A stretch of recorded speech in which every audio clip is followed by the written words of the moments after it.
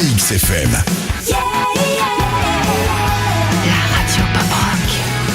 Pop rock.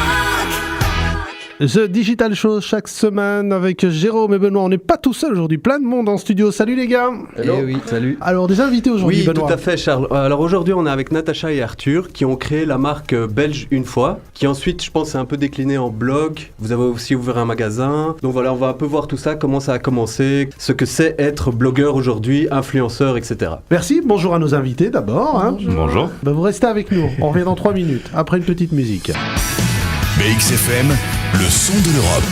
Pop rock.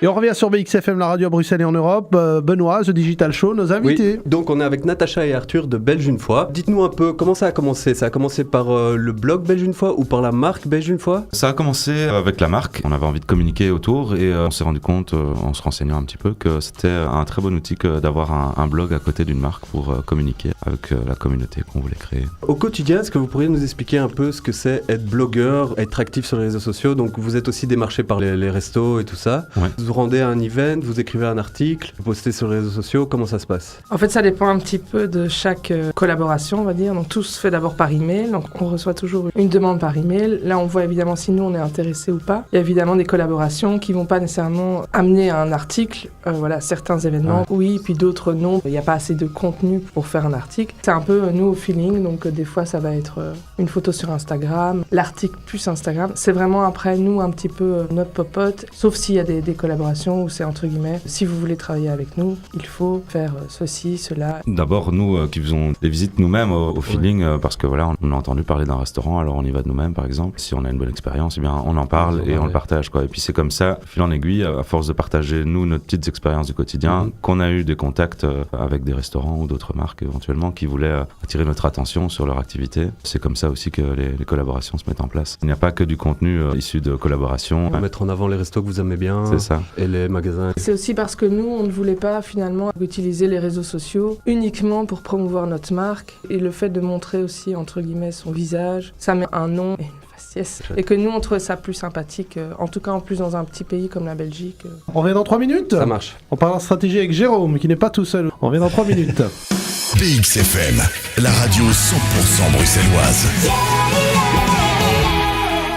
Troisième partie, The Digital Show, comme chaque semaine sur BXFM. Et Jérôme, on parle de stratégie, là, maintenant, dans la troisième partie. Oui, donc vous nous avez parlé effectivement des réseaux sociaux. Vous êtes présent sur quelle plateforme sociale pour le moment ? Pour l'instant, on est présent sur Instagram, sur Facebook, sur Twitter et alors on a un blog. Ça vous prend combien de temps d'alimenter toute votre plateforme sociale ? Un jour semaine au moins. Ouais. Après, on est constamment sur les réseaux sociaux, surtout Natacha sur Instagram, à toute heure et tout instant pour s'inspirer et puis être au courant de tout ce qui se fait. Puis la création de contenu, ouais, C'est tout le temps en fait. Ouais. Et de quelle manière vous vous en sortez avec tous les changements d'algorithmes ? On en a déjà parlé dans des chroniques précédentes, mais est-ce que ça a un impact ? Est-ce que vous voyez au fur et à mesure du temps sur ce que vous aviez précédemment, il y a un impact drastique sur les performances ? Oui, ça complètement, et c'est des fois un petit peu démotivant parce que justement on crée du contenu, on fait des photos, on imagine les photos, on les réalise et puis on les poste et c'est genre pas au bon moment. Et c'est très frustrant de constater ça sur Instagram principalement.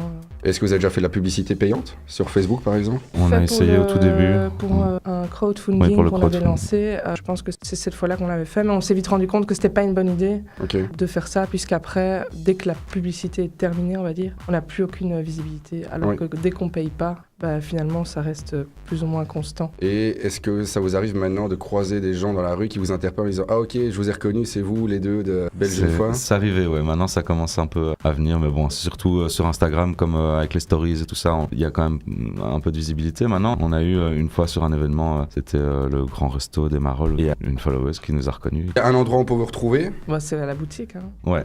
Instagram, Facebook. Peut-être rappeler le nom de la boutique et l'adresse. Belge Une fois Concept Store, c'est rue Haute 89 dans les Marolles. Merci. Merci. À vous. Plaisir, merci. Bon les gars, on va se faire une brocante au Marolles. Avec plaisir. Ok, on va avoir une petite bière aussi et à la semaine prochaine. Ouais, À la à semaine bientôt. prochaine. Ciao.